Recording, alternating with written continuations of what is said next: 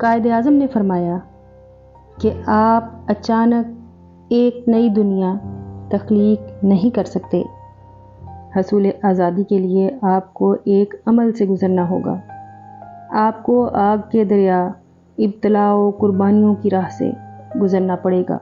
مایوس نہ ہوں، قومیں ایک دن میں نہیں بنا کرتی، لیکن جیسا کہ ہم رواں دواں ہیں، ہمیں ایسے قدم اٹھانے چاہیے جو ہمیں آگے لے کر جائیں۔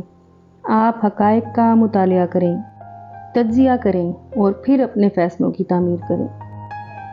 ایک شخص بن کر نہ جیو، بلکہ ایک شخصیت بن کر جیو، کیونکہ ایک شخص تو مر جاتا ہے لیکن شخصیت ہمیشہ زندہ رہتی ہے۔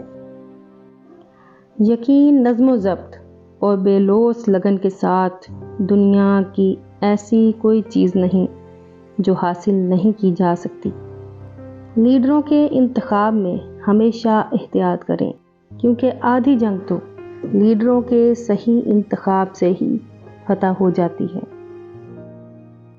کوئی بھی فیصلہ لینے سے پہلے 100 بار سوچ لو، لیکن جب فیصلہ لے لو اس پر ڈٹ جاؤ۔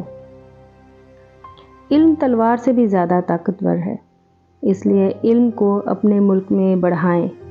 کوئی آپ کو شکست نہیں دے سکے گا۔ ہم عموماً اور نوجوان خصوصاً بچت کی اہمیت سے واقف نہیں۔ اگر آج ہم 1 پیسہ بچائیں تو کل 2 پیسہ اور اس کے بعد 4 پیسہ ہو جائے گا، اور یہ سلسلہ یوں ہی جاری رہے گا۔